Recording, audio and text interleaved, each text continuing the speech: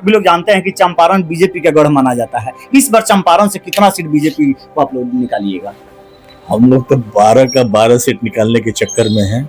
गोविंदगंज विधानसभा को बाहुबलियों का विधानसभा कहा जाता था, लेकिन बाहुबलियों की विधानसभा में एक समाज सेवी आते हैं और आकर के झंडा लहरा देते हैं। आज मेरे विधानसभा में चलिए, अभी तक हम 102 रोड पास कराए हैं RWD से, और अभी 64 रोड हमारे यहाँ बन रहा है। अब की बार बिहार में किसकी सरकार?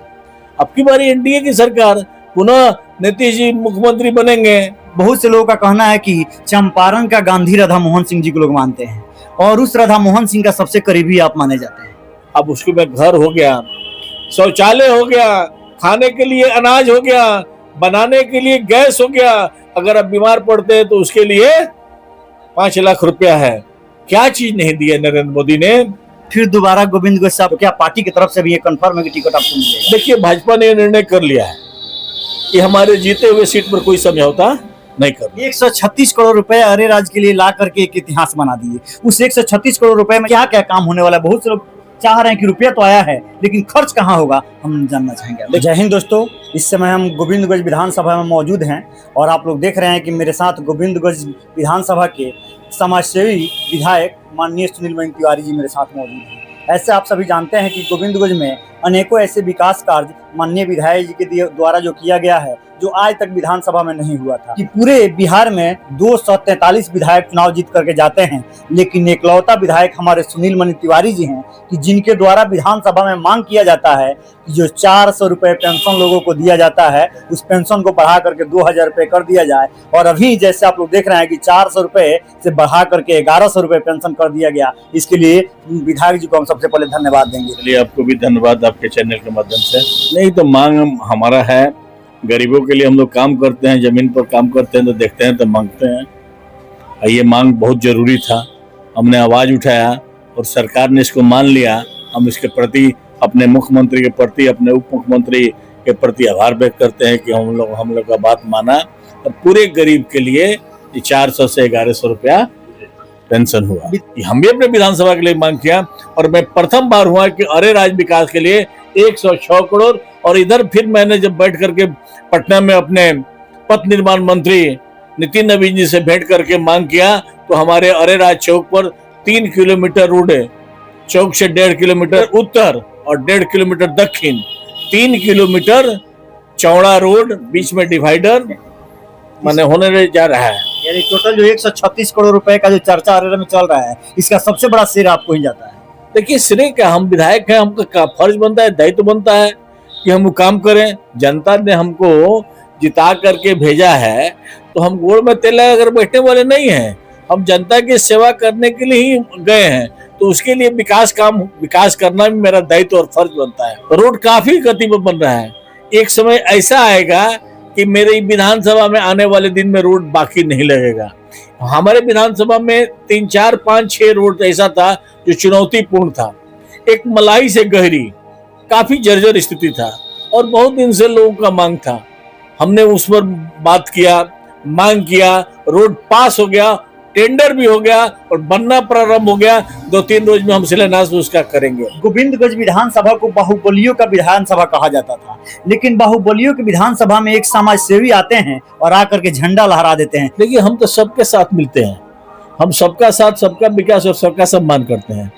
हम तो बाहुबली हो के चाहे कोई, हम तो ये नहीं जानते हैं, लेकिन हम तो अकेले बैठते हैं। 12 बजे रात में भी अकेले घूमते हैं, कहीं भी जाते हैं तो अकेले जाते हैं। एक प्रोटोकॉल है, इसलिए हमको गार्ड मिला है, लेकिन हमको डर भय नहीं है। और हमको जब जनता के बीच में हम रहते हैं, जनता के हम बनाए हुए हैं, जनता के हम सेवक हैं, तो हम कहा किससे डरेंगे? हम किससे डरेंगे? हम आज तक ले ऐसा कोई काम नहीं किया है।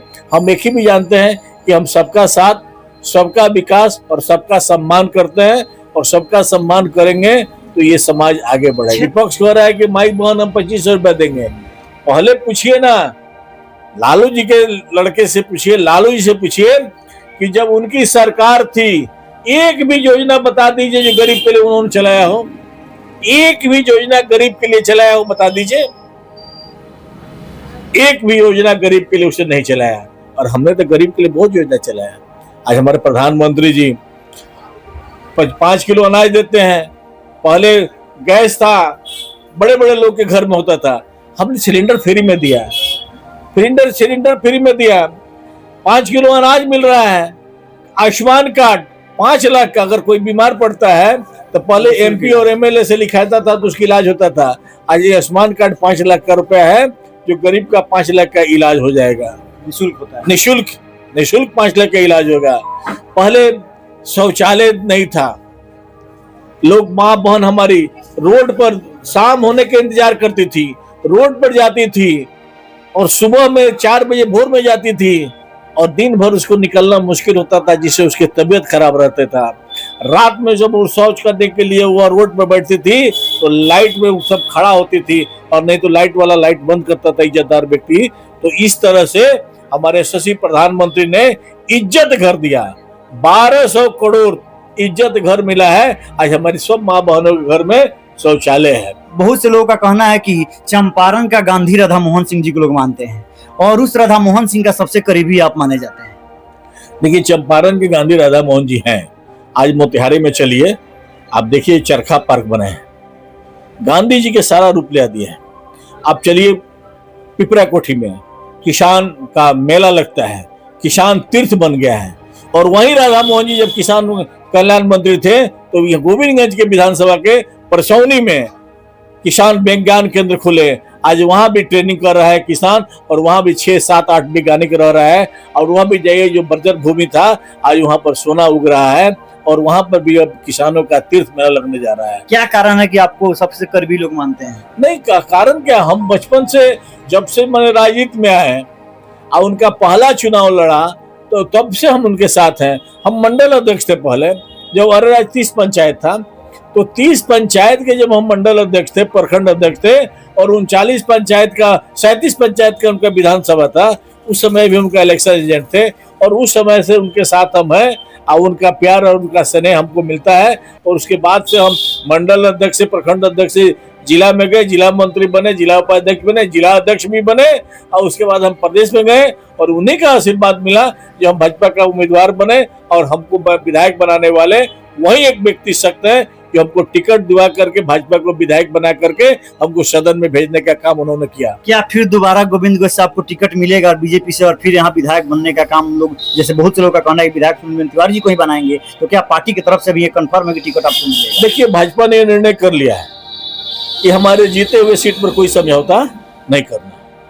और हमारे मानवर सांसद जी स्पष्ट शब्द में बोलते हैं, जिस दिन चुने जीते तब भी, और चाहे जब भी बैठते हैं तब कहते हैं कि हमारे जो जीते हुए विधायक हैं वही लड़ेंगे, और इसमें कोई समझौता होने वाला नहीं है। और इसलिए मैं स्वयं कहता हूं कि मैं घूमता हूं, देखता हूं, समाज का काम करता हूं, इसलिए मुझे टिकट वंचित होने का कोई सपना नहीं है।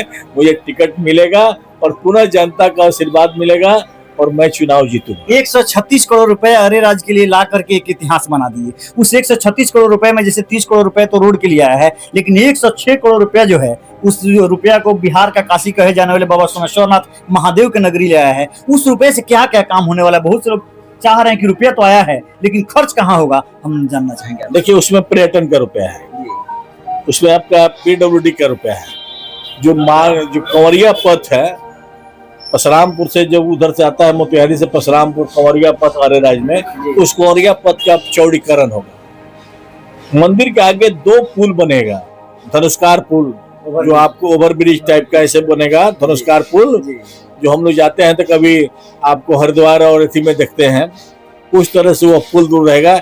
एक पुल से लोग मंदिर के भीतर जाएंगे और एक पुल से मंदिर से बाहर निकलेंगे, वैसा पुल बनेगा। जो आगे तिलाई देख रहे हैं उस तिलाई का भी सौंदर्यीकरण होगा ताकि ये देखने में तीर्थ है।